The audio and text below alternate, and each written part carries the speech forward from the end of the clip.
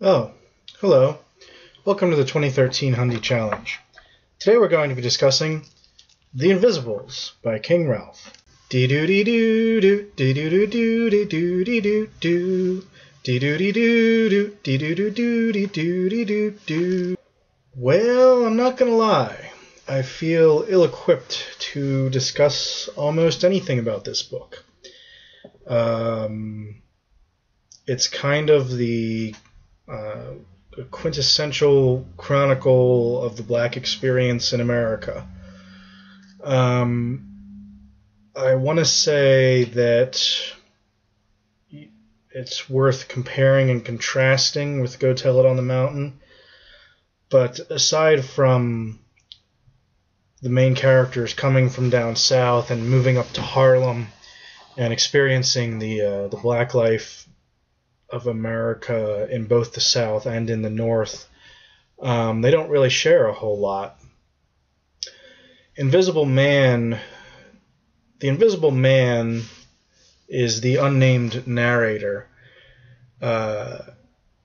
He feels invisible.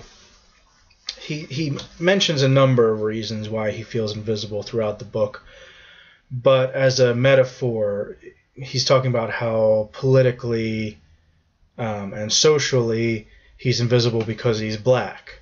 So in a way, all black people in America are invisible at this time, if not still today, which seems to be Ellison's point.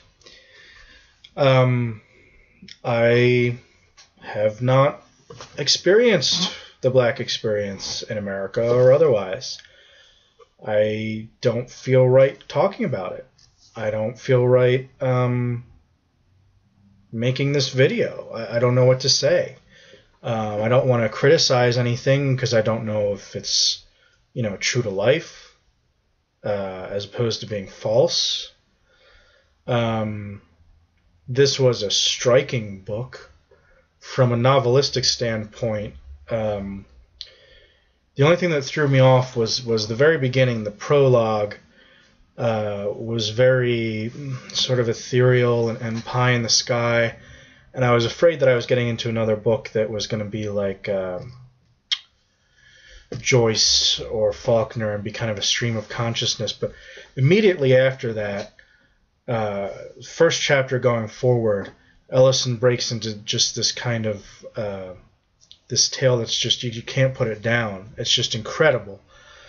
The plot summary is that he starts out, and again, he's never named. He often calls himself invisible.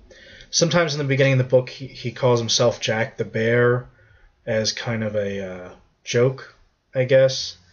I don't get the joke. I don't know if it's a time thing or a cultural thing, but I don't know who Jack the Bear is, and he doesn't really go into it in the book. And in the later chapters, he's only really referred to as brother. So what happens is in the beginning, the narrator, Jack the Bear, sometimes he's called, is living down in the South, and he is asked to speak before a white audience, and instead they blindfold him and have him fight 9 other blindfolded black guys, and in one of the most just kind of unstark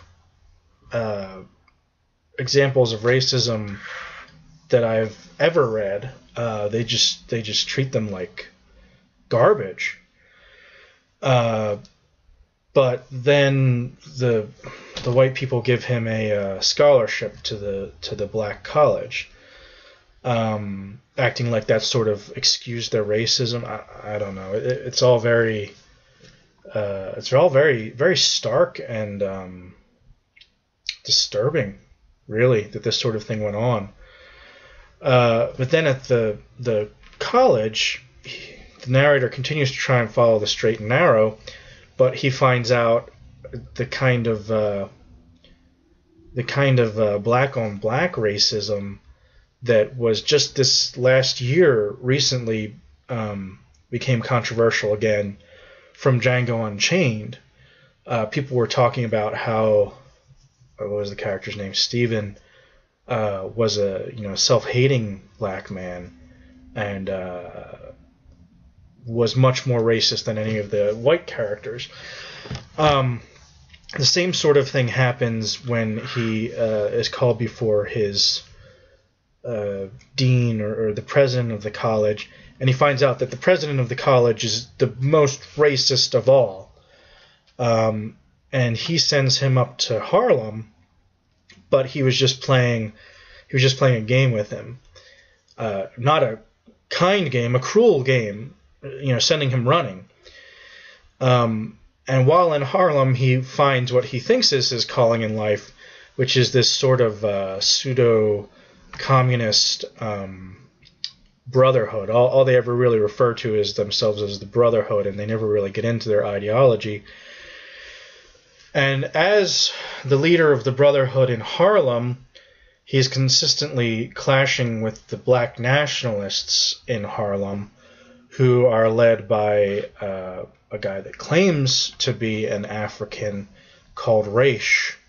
Originally Raish the Exhorter, and later on Raish the Destroyer, which I guess is some kind of symbology with Shiva, the Hindu god, also called the Destroyer, I'm guessing. This book is very dense with symbolism. From the start, from him calling himself the Invisible Man, is very symbolic. There's little totems. There's a broken piggy bank and a sort of a racist doll, and the valise that he carries that contained his scholarship to the black college in the South. There are all these little totems that keep coming up as symbols throughout the story. And I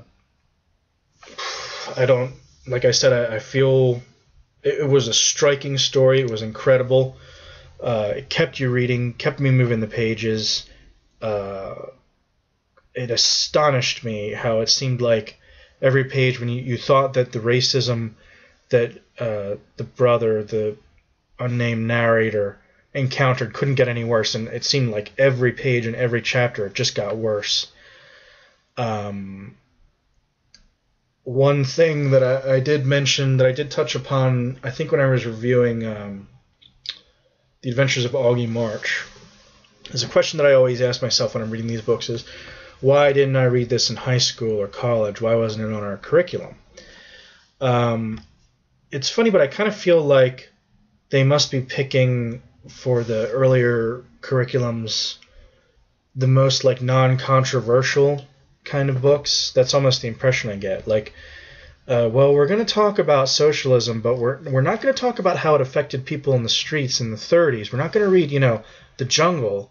We're going to read, something nice and sanitized like Animal Farm, where it's like socialism was bad.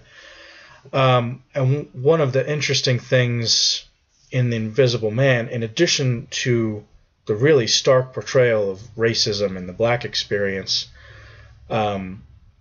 which was almost completely what Go Tell It on the Mountain was about. But Invisible Man also has to do with his whole experience as a rabble-rouser. It's never strictly identified as, the socialist or the communist movement, but it's clear that that's who he works for. And what that was like, and how in a way the white members of the Brotherhood, the white brothers, betrayed the black brothers, instead of, as they had always promised, well, join our brotherhood, we don't look at race, that kind of thing. They were actually just using them the whole time. So it was almost like, getting slapped by the hand that feeds you.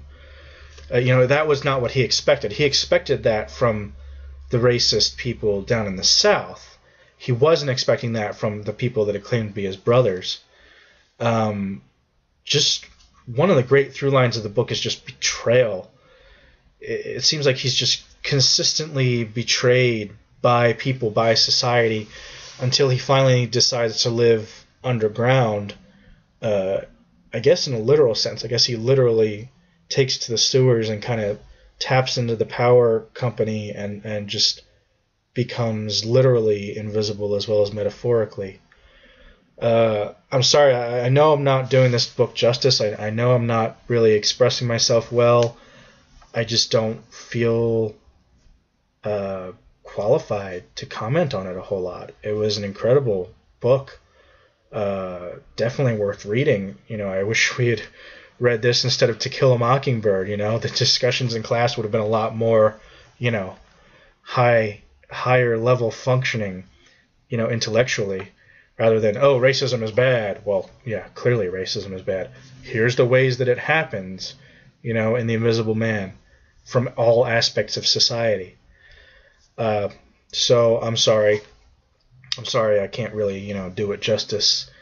But I definitely would recommend it. Even just as a story, it's incredible. But for its, social commentary and political undertones, that's why it's a classic. Definitely deserving to be on this list. Next time we're going to be talking about Henderson the Rain King by Saul Bellow.